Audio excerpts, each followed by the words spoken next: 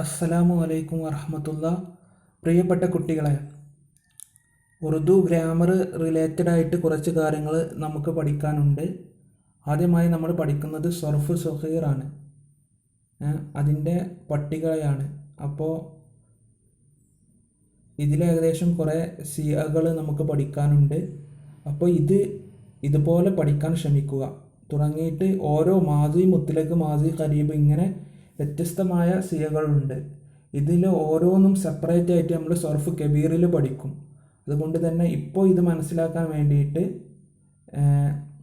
ഓരോ വാക്കുകളും അതുപോലെ പഠിക്കാൻ ബൈഹാർട്ടാക്കാൻ ശ്രമിക്കുക. ഓക്കെ, അപ്പോൾ നമുക്ക് ക്ലാസ് തുടങ്ങാം. സർഫ് സ്വഗീർ. മാസി മുത്തലഖ്. മാസി മുത്തലഖ് ആയ എന്നാണ്. ആന എന്നാണ് വാക്ക് നമുക്കറിയാം. ആന എന്നാണ് മസ്തർ. അപ്പോൾ ആ മസ്തറിൻ്റെ അലാമത്തായ നൂനിനെ കളഞ്ഞതിന് ശേഷം യാ കൊടുത്തപ്പോൾ ആയ എന്നായി. ആയൻ്റെ അർത്ഥം വന്നു എന്നാണ്. മാസി മുത്തലഖ് ആയ അർത്ഥം വന്നു എന്നാണ്. മാസി ഖരീബ് ആയ ഹേ വന്നിട്ടുണ്ട്. മാസി ബഈദ് ആയാത്ത വന്നിരുന്നു. മാസി ഇഹ്തിമാലി അല്ലെങ്കിൽ ഷക്കി ആയാഹോ ആയ ഹോക വന്നിട്ടുണ്ടാകാം വന്നിട്ടുണ്ടാകും. അതുപോലെ മാദി ഇസ്തിമ്രാർ. അതിൻ്റെ സിയകൾ ആത്താത്ത, ആയ കർത്താത്ത, ആത്താ രഹ്താത്ത, ആ രഹാത്ത, ആത്താ രഹാത്ത. അതിൻ്റെ മീനിങ് വരികയായിരുന്നു, വന്നുകൊണ്ടിരിക്കുകയായിരുന്നു എന്നാണ് അർത്ഥം. ഇനി മാദി ഷർത്തി അല്ലെങ്കിൽ തമന്നി. മാദി ഷർത്തി എന്ന് പഠിച്ചാൽ മതി. അതിൻ്റെ മാദി ഷർത്തി ആത്ത, ആയ ഹോത്ത വന്നിരുന്നെങ്കിൽ എന്നർത്ഥം. ആത്ത, ആയ ഹോത്ത. ഇനി മുസാരി ആയേ വരട്ടെ എന്നർത്ഥത്തിൽ. ഹാല് മുത്തലഖ്. ഇപ്പോൾ പ്രസൻറ്റ് ആത്താഹെ വരുന്നു, ചൽത്താഹെ പോകുന്നു, പഠിത്താഹെ പഠിക്കുന്നു, ലിഖ്താഹെ എഴുതുന്നു, സുൻതാഹെ കേൾക്കുന്നു, രോത്താഹെ കരയുന്നു. അങ്ങനെ ഹാല് മുത്തലഖ്.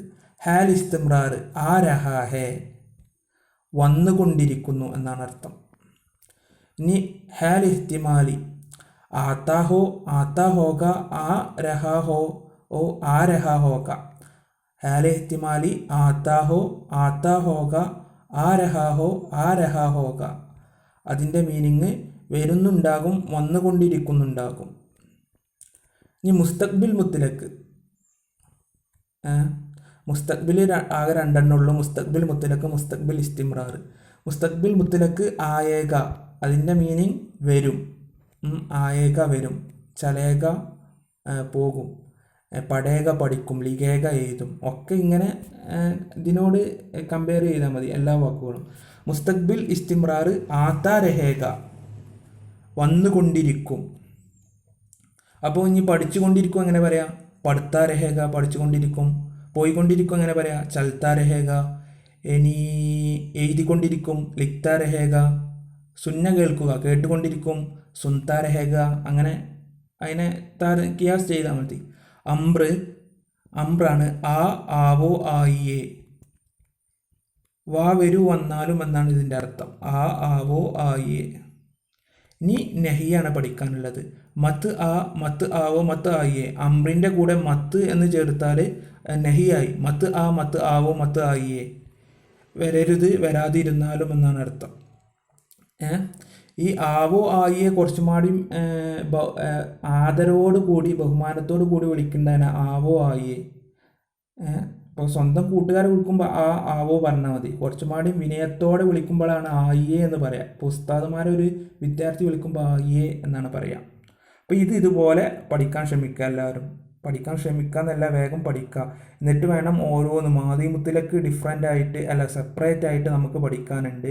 ഓരോന്നും സർഫായി പഠിക്കാനുണ്ട്. വോ ആയ വോ ആയി, വോ ആയി വോ ആയും, തു ആയ തു ആയി, അങ്ങനെ ഓരോ സർഫ് ചെയ്ത് സർഫ് ചൊല്ലി പഠിക്കാനുണ്ട്. അപ്പോൾ ഇതെല്ലാവരും പഠിക്കുക. അസ്സലാമു അലൈക്കും വറഹ്മത്തുള്ളാഹി.